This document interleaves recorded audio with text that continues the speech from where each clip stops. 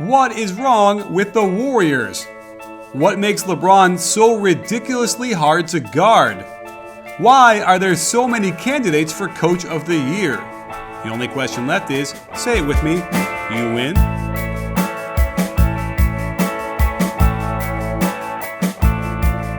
Hey sports fans, Coach Nick here, and welcome to the B-Ball Breakdown Podcast and episode 13 of Solving the NBA's Problems, one question at a time. As usual, we are joined by Dave Dufour. Coach Dave, every Monday we do this, but we were on the road traveling. Dave, how are you feeling today? I am cold, wet, and a little sick in Seattle. The Pacific Northwest has not been kind. You are sick in Seattle. That'll be the sequel to Sleepless in Seattle. Or maybe you're also sleepless and sick in Seattle. Yeah. Sorry to hear about that. Perhaps that's karma for the Seattle team losing their NBA team, but maybe they'll get it back. I, on the other hand, too, was also traveling. I was in Atlanta visiting the Hawks for several days, and in Minneapolis visiting the Timberwolves, which got some really great interviews. And so I think people were really liking the Richard Jefferson one, and I put up one this morning with CJ McCollum. So definitely make sure to check those out. But here we are. We're catching up now. We missed our Monday show, but we're going to do this for Friday. So what will we talk about today? Well, I think we have to start with the Warriors. They're scuffling quite a bit, 6-4 in their last 10, including 3 of their last 4 they've lost. Right? That's not very Warrior-like. They broke that regular season streak, losing back-to-back games. Things are not great right now. Steph and Clay are really shooting the ball pretty horribly. This is probably the worst stretch that I can remember of either of their careers. Well, it's a little bit unfair because obviously the elephant in the room is that KD is not playing. And you could take any team in the league or at any level, anywhere, and you take out your top player or top second best player or whatever you want to call him, you're going to struggle, right? There's going to be, several games, especially in the middle of the year where, now we got to figure out who's going to do this and be the alpha here and, take over. I don't know. Doesn't that feel like some sort of natural, progression here? Yeah, a little bit, but also, I wonder if Steve Kerr isn't channeling his inner Popovich a little bit and sort of trying to, look, he said all along during the offseason, they're going to experiment during the regular season. Now, around game 60, do you want to be doing that? I don't know. Not necessarily. Brad Stevens is still doing it, and they managed to beat the Warriors last night. So I wonder a little bit if this is sort of not like he's throwing games, but he's trying to create some adversity now during the regular season so they're ready for it when they get to the postseason. Because last year was just too easy. Well, that does make sense to me, and certainly when I was watching the game last night, it's somewhat bleary-eyed, having been on the wrong time zones for so long. But there's a 15-0 run in the fourth quarter, which ended the game for the Celtics, and you're watching this slowly melt down, and they're crapping the bed, and the Warriors lineup that he's got out there in the middle of the fourth quarter for several minutes is Iguodala, McCaw, Ian Clark, Steph, and then James Michael McAdoo. So he's got Clay and Draymond on the bench.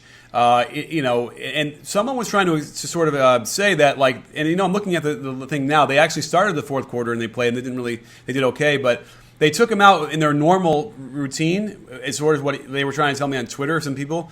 But all I can tell you is that you have to change up your normal routine when the other team's going like that, and you got to get your best players back in.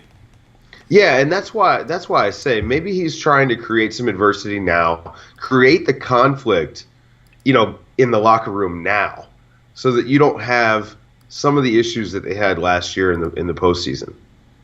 Yeah. The issues being stagnation, bad turnovers, maybe complacency, they're too cocky. What are we talking about here? Yeah, especially the bad turnovers and being too cocky. Famously, Steph Curry with the behind-the-back, turnover. If he had just made a normal pass, Klay Thompson's wide open and probably knocks down that 3 in Game 7. And I think that it feels like Steve Kerr's trying to prove a point. They also might just be struggling right now. It happens to everyone. Every team hits rough patches, and they just haven't for a few years. So, it could just be that. Maybe I'm overthinking it. What's the latest that you've heard about Durant and his knee injury? What I read this morning was that things are progressing well, but you never know until they go and do that MRI or the X-ray, which they're going to do in another 2 weeks or so. Right. And, it's also too bad for the Warriors, but good for the Celtics, is that the Celtics seem to have their number. There's something about the way they spread them out and play. Now, that said, I had vined or videoed, whatever we're going to call that now, one of the best possessions of defense I've seen all year long by the Warriors, where they rotated so perfectly, and they did that nicely. And it definitely felt like what ended up sinking them last night wasn't the defense. It was sort of the offense and kind of falling apart a little bit. They had trouble scoring. I have to go to a deep dive and really look what's going on. I do know that for much of the year, Steph Curry's off-the-dribble threes were way down. He's not shooting those that well. I haven't had a chance to really look at it, but, what are you seeing out there that's affecting their shooting? Well, his off-the-dribble threes are still not great. I think he's at around 37% for the year. I looked the other day and it was 36 and some change. So, that's a problem, right? He's not hitting these shots that he was hitting last year. He went when they started giving him the ball more, which I think that's the key. He needs to have the ball in his hands more. That's when he went supernova, for the month of January. And so then in February, they start running more of this off the ball stuff for him. And I think that what they need to do is when Durant comes back, he needs to be like Harrison Barnes plus. And people think I'm crazy for saying that, but I just think what he can do in that spot is important for them, but also it gets the ball back in Steph's hands. Yeah, fair enough. And that's where they were moving towards anyway, it kind of felt like, or at least not Harrison Barnes plus, but they were figuring out a better balance between Steph getting a little bit more on the pick and roll. And we got to look at that because I almost feel like you would naturally assume that Steph would have just gotten a ton more pick and rolls and attacking that way. And I don't know. It's not clear to me that that's going to be happening now. And Dave, did you freeze on me? Are you there? I may have frozen. Can you hear me? I can hear you, though, so that's great. Your expression is one of frozen astonishment of what I just said, but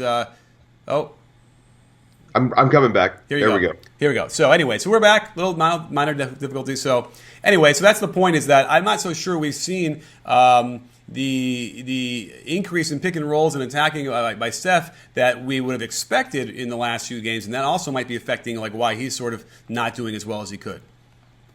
Yeah. Although, the Warriors are not a pick and roll team. And they weren't a pick and roll team last year. I think they were 29th or 30th last year. It's just not – I don't think that they need to run pick and roll to be effective. And there's a lot of people that have said, well, maybe when the playoffs come, we'll start seeing that Steph Curry, KD pick and roll. I think their best offense comes out of moving the ball. But I just think that having Steph initiate that is very important for them because of his ability to hit threes, very easily. Sure. Well, an interesting comparison to that, which is what I made. I got a chance when I was in Atlanta. I got to watch the game with LeBron. The Cavs came to Atlanta to play them. And, I was thinking about it. I don't think I had ever really seen LeBron play live. And so I'm watching it, and I'm way up there, and the immediacy they gave me is way up there. But even still, you can see it's a great angle to watch the all 10 players moving. But the thing that I thought was interesting is that obviously with Steph, when he causes penetration or he drags people with his gravity towards different spots on the floor, it opens up everything else. And LeBron does that, has that same gravity, but he does it in an entirely different kind of way, right? Because he's so big and strong, he can skip pass as a laser right on the numbers every time, and it was forcing rotations just from a simple skip pass. And that was actually breathtaking when you watch that. And you know what I'm talking about? Yeah, absolutely. Well, it's LeBron, and especially this year because he's shooting so well from three. And not just on normal threes, but deep threes. And his ability to drive, so you really want to give him some space. And then he can throw a pass, like you said, a skip pass, but it's all wrist. He really, it's all here. And so he's able to do it from any position. It really makes him impossible to guard. It is just insane. Mm-hmm.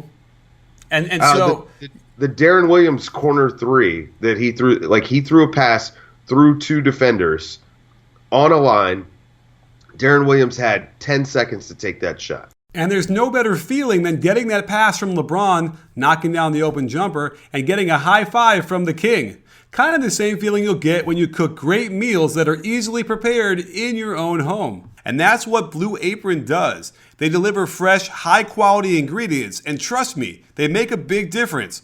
When my wife compliments me on making pork chops and miso butter with bok choy and marinated apple, don't get me wrong, I'll take all the credit, but it's really Blue Apron's simple, easy-to-follow instructions. You can customize the menu to fit your taste and schedule, and it's affordable. At less than $10 per person per meal, you'll be making savory dishes like vegetable chili and baked sweet potatoes with crispy tortilla strips. It's the equivalent of hitting a game-winning three in the defender's face every time you fire up your stove.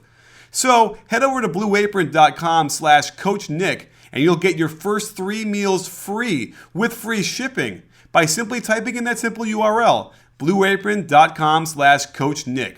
I'm telling you, this is a game changer. You'll be making savory dishes like vegetable chili and baked sweet potatoes with crispy tortilla strips. It's the equivalent of hitting a game-winning three in the defender's face every time you fire up your stove. So head over to blueapron.com/CoachNick and you'll get your first 3 meals free with free shipping by simply typing in that simple URL, blueapron.com/CoachNick. I'm telling you, this is a game changer. Right.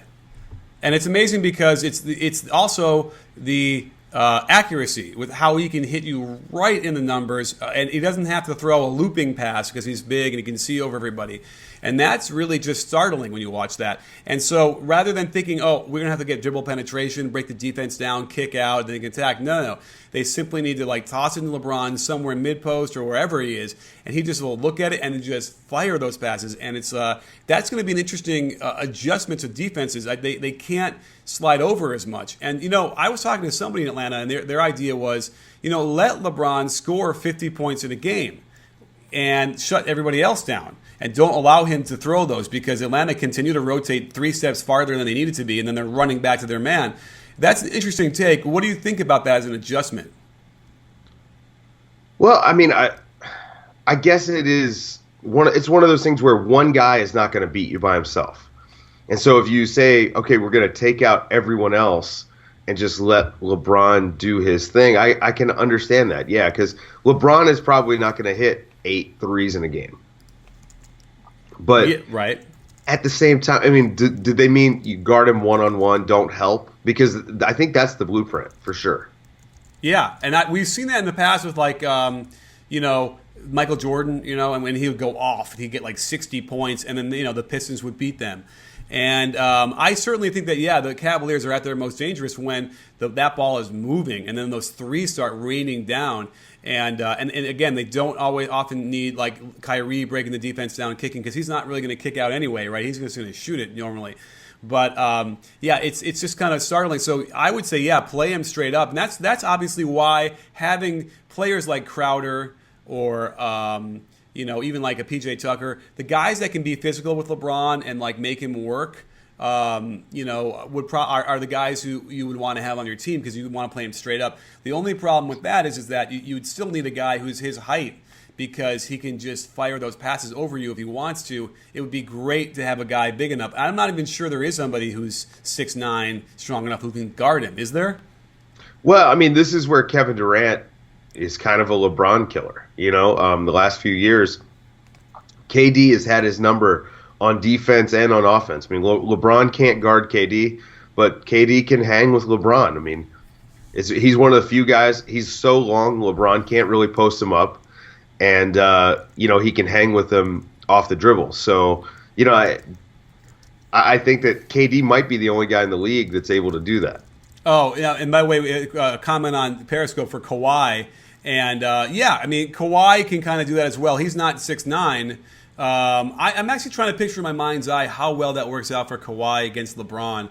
I think it's okay, right? I don't know if it's great for the Spurs. I think Kawhi owns that matchup. He owns that matchup on the defensive end? He does. Okay. Well, then there's your answer. I have to go back in some footage and really check because I think Kawhi might be the guy that LeBron hates to see the most. Okay. Interesting. So this probably goes back to the finals, right, in the 2014? Yeah. Do you remember that famous the little video where LeBron was checking in and Pop saw it, sent Kawhi back in, and LeBron, gives the damn it, like, why's it got to be that guy? Yeah, right. That's true. Yeah. So there's another example. Now, it might not matter because I don't think we're going to get a Cavs-Spurs matchup, but you never know. I mean, the one thing that we are seeing from the Warriors' struggles right now is that they are vulnerable to some degree. They're now back to the to being, mortal, I suppose. Yeah, I mean, we'll see how long this lasts. Like, again, every team struggles, even good teams, and so they've had a remarkable nearly 3-year run. I'm not saying that the sky is falling yet.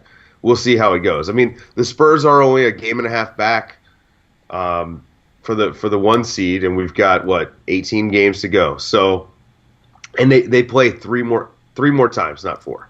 Yeah, so they play 3 awesome. more times. And we'll definitely be doing live shows around that, I imagine, right? Absolutely, 100%. Yeah, we'll definitely do that when they come up. I guess that also then brings into the conversation like the Coach of the Year award and where that stands, because I was on Twitter yesterday talking about it, and you know what? I don't think we've ever had this many legitimate choices because there's so many storylines. Spoelstra has really kind of not gummed up the works here because they're playing. I don't know what their record is since their terrible start, but it's better than probably anybody's at this point. They're 31-34 right now. They started out 2-8, right? Yeah, they were like 10-20 when their run started. So they've gone 21-14. Okay. Well, that's not that great, but they had a huge winning streak in there. And certainly, when you start out that poorly and you start playing this well, there's something that has to do with coaching, without question, and lineups. I know, we were looking at some of the lineups before, so he's in the discussion, I would say, right? Yeah, I think he is, at least for the narrative. To me, I think Scott Brooks should be the Coach of the Year, or Mike D'Antoni. I think it's between those two. You could give the award to Pop every year. Right. Like, you could name it after him. They just made the playoffs for the 20th consecutive season, and that's something never been done before. So you could say that. A lot of people will probably say Quinn Snyder going 41-24, but with that talent, if everyone expects you to win 50, 55 games, I just don't think it's that big of a deal. Right. Fizdale will get some buzz. Even though the Grizzlies have fallen off quite a bit. And, look out for Billy Donovan also, because there's, the Thunder don't have playoff talent outside of Russell Westbrook. I'm not saying that they're a dumpster fire talent-wise, but I don't think they're, a playoff team. I think they should have been struggling to win the 8th seed. But we, of course, didn't realize that all these teams that were fighting for the 8th seed would be so bad. Right. And by the way, they upgraded their roster a little bit now because they got Taj and McDermott. Those are two, pieces that are better than what they had in theory. But they're struggling all of a sudden. And again, part of this could very well be they've lost 4 in a row, but you're integrating 2 major guys, and then you're bringing Kenner back after being out for a while. So now you got 3 guys to try and shove back into a lineup and figure out rotations and get everyone used to each other. So again, just like the Warriors, it feels like the Thunder are kind of going through the typical pains you'd go through anyway. The stat line the other night I thought was interesting against the Blazers. I think it was, when did Russ have 60 points or 58 points? That was 2 nights ago. So, yeah, and it was against the Blazers? Is that what I'm talking about? Yes. Yeah. And so he scores almost 60, and the Blazers have 3 guys that combine for 60. And they win. Right. And it kind of tells you something. And we can go into that too because, the argument has always been, well, no one else is going to be able to score and do all that stuff. And it's like, I've said it ad nauseum. When you're talking about playing at this level with other pros and you kind of get into that mindset that, oh, no one else can do it, I have to do it, it just doesn't ring true to me. Well, it's sort of what we just talked about with LeBron. Can one guy beat a team on his own? I don't think so. I think that, let LeBron score 60 points and hold everyone else to 20, and, you're doing pretty well. I think I'd take my chances with that. Right. And, especially if you're talking about in a series over 7 games. And we saw that with the when the Warriors won the finals.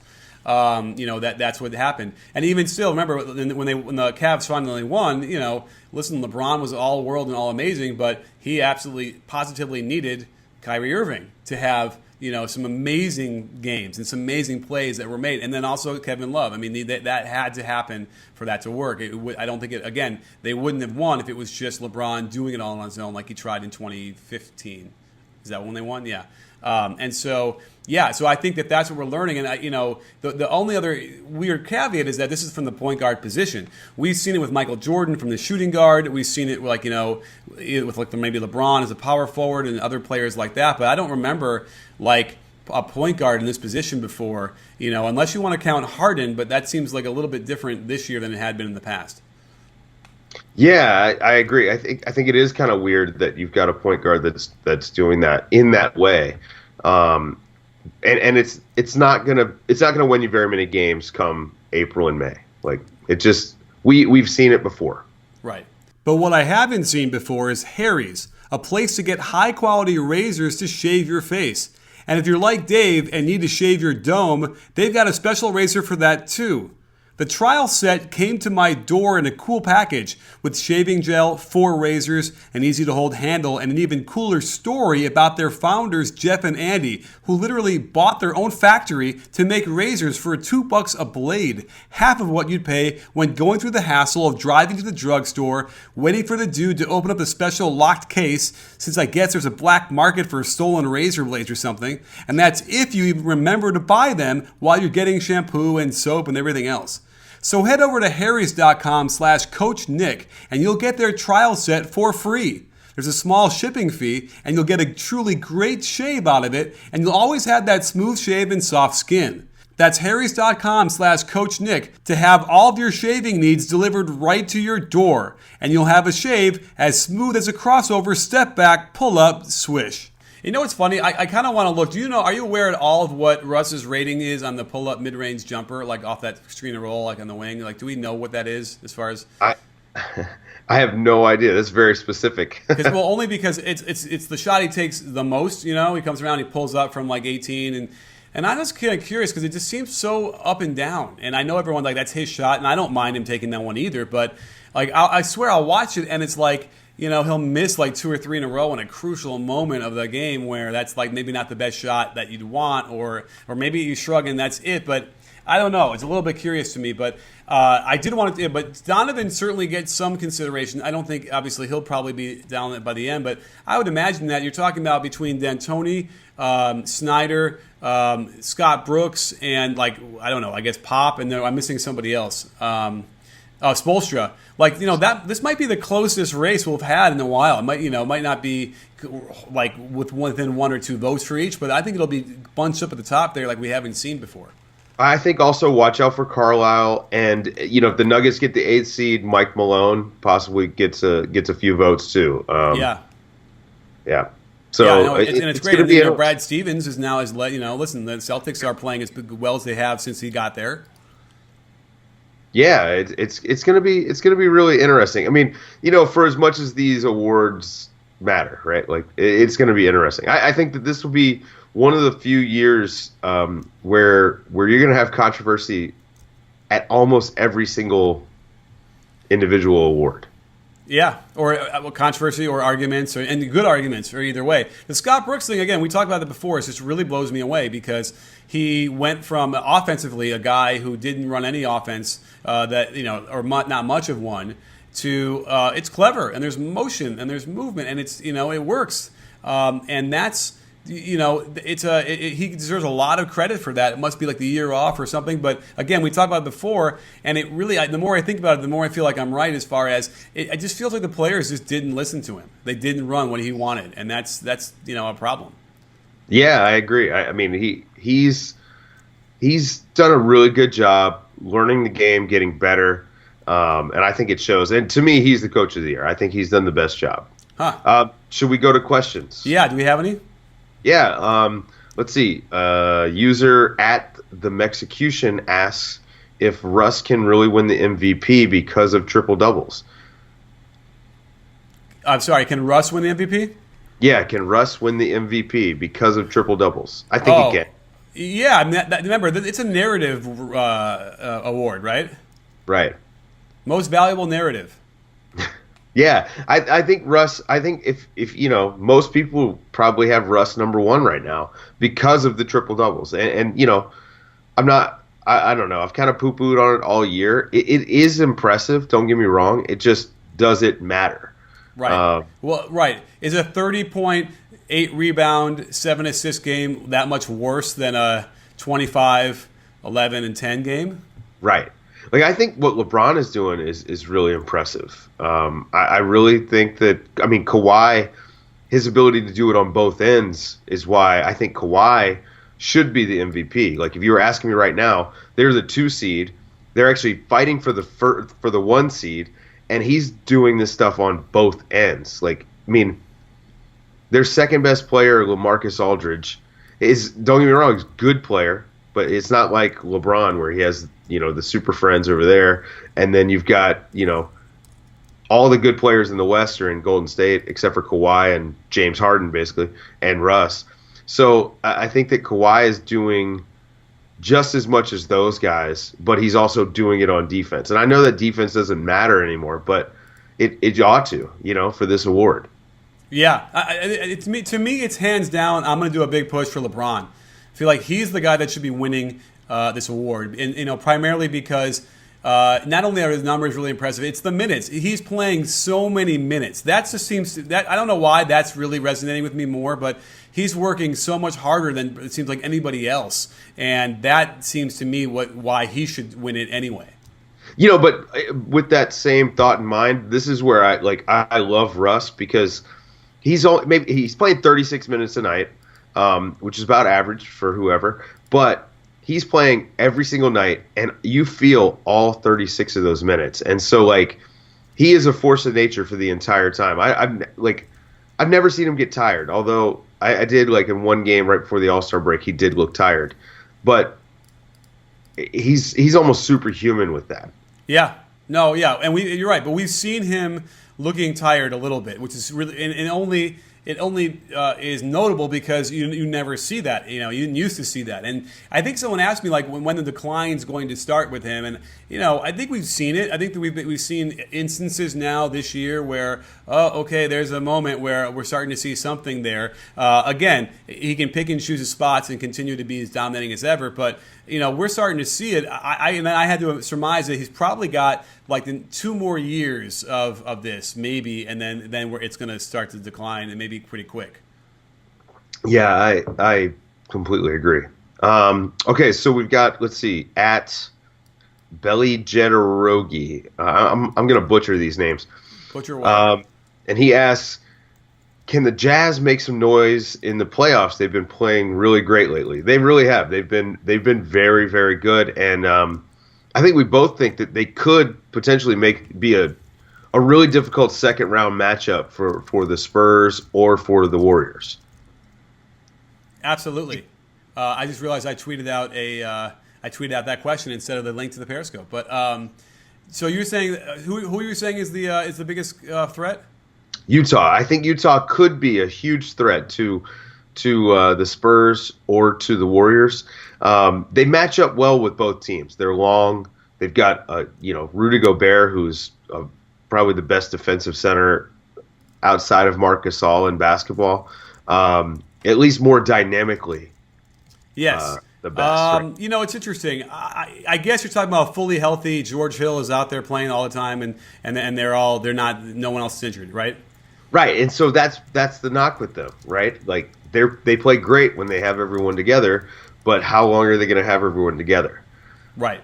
And that's a great point. So yeah, they don't have enough playoff experience in my mind to be able to really make that run. That's probably this is the year they're going to kind of get their feet completely wet in real intense stuff, and then they'll be ready. But we'll see. I don't know. I'd like to be as positive as possible on the Jazz and hope that they can do it, but I just don't quite feel like they're there yet. Yeah, I'm with you. I've been on that kick since before the season started. Yeah. I really, really wanted them to be good, but yeah, I don't think they're there yet. Well, we'll see. We have another question out here, which was the Mexicution wants to know what's going on with the Clippers. Are they any threat? Yeah, they had a bad loss yesterday, but they looked okay the game before. So what do we make of the Clippers? What's going on? I think they're kind of feeling themselves out again. Like you've got to rebuild that chemistry. Chris Paul was out for an extended period. Blake Griffin's been out. He's missed a lot of time. I think they're sort of trying to feel their way back together. And I don't know. It's gonna be tricky. You would think that after this long together, they wouldn't have these moments. But it just seems like, when it's all right for them, it's all right. But when it's not, when it's just a little off, it's terrible. Yeah. So they've got to even that out. They need to be a little off, but still at least be even. Right. Yeah, and some of these losses are not great, and it doesn't indicate to me that they're going to compete against the top 3 teams in the West. So, and that's probably the swan song, right? I mean, Chris Paul is an unrestricted free agent after this year. Is that correct? He is, yes. And Blake is not? Blake is unrestricted as well. Okay, so you got those 2 guys. So, that's an interesting dilemma that they have. They've already missed, they're not going to trade them, obviously, now because they missed the deadline. So they might both walk. Yeah, I mean, it's a tricky situation for them because even if they just let Chris Paul or Blake Griffin walk, they don't really have the money to sign anyone else because of all of these contracts that they have out. So they really needed to move someone before the deadline, or re-sign these guys and look to move them after it, next season. Right. Yeah, it just doesn't feel good. It seems like it's going to just sort of fall apart. And you know what? They gave it the old college try, unfortunate injuries and stuff as well. But it might well be that this grouping just never was destined to win more than they did. That's how it is. There's a limit to what you can do with this grouping and this coach. It wasn't going to happen. We have another question here. Phantom LB10 asks, "What about the Spurs having better D when Kawhi's on the bench?" We've seen it earlier in the year. I guess we're still seeing that, huh? Where the net rating when he's off is better, or is a better defense than when he's on. I'll just say that there's a real problem with defensive stats. Yep, that's about it. I mean, Kawhi Leonard is one of the 3 best defenders in the league, and any statistic that says that the Spurs are better with him off the court is a flawed statistic. Right. It's very easy. Like if you look at those starting lineups, it's easy to take him and put him in that corner, and then just exploit Tony Parker, LaMarcus Aldridge, and Pau Gasol. And so he's played so many of those minutes with Pau Gasol that it shouldn't even count. Like Pau Gasol is so bad at defense that it shouldn't detract from Kawhi's stats. Right. And then, by the way, that reminds me, I was in Minnesota and they canceled the game. So I had that great seat. I was all psyched to see, the Timberwolves play the Blazers, and they canceled it. But as a result, I got back to my hotel room. I could watch the Spurs versus the Rockets. And I was minding or videoing whatever some of the Powell defense. And it really is hard to understand why as you watch the Rockets score after score after score, and it's Powell is just watching them, doesn't even move. He doesn't even move to try and put a hand up when it should have been his rotation. I don't understand why he gets the minutes he does, and it's going to be their downfall. Yeah, I mean, Dedmon should just take all those minutes, and you and I have been saying that since week 1, and that's just we know what the problem is, but Pop loves his veterans, so he's going to stick with them. Right. Now, I know you got to go in a minute, so I guess we won't talk about my trip, to across the country. But we will be going. We'll be right back again here on Monday with our normal scheduled solving the problems, NBA's problems, one question at a time. So I guess we can make time to do it there. Does that sound good? Sounds perfect. Well, we'll tease it, and we'll get everyone all excited to hear all of my interesting stuff and locker room experiences. So, good stuff. Great questions, too, today. And I don't know, Dave. Thanks for joining us, and hope you feel a lot better. Yeah, I'll be good to go by the weekend. I just need to get out of this wet weather. I don't know how people live in a place that's this cold and wet. I hear you. It's I was living through it in LA. It was cold and wet for about a month and a half. It was terrible. So, but listen, Portland's awesome. Seattle's awesome. They're beautiful places, lots of green, and we love you out there. And I love you, Dave. Thanks for coming on. And we'll talk to you soon. We'll talk to you on Monday after we see that when this one drops on Friday. Don't forget, sports fans, that B-Ball Breakdown, not a channel, we're a conversation. You in? Are you in, Dave? Yes. Yes, I am.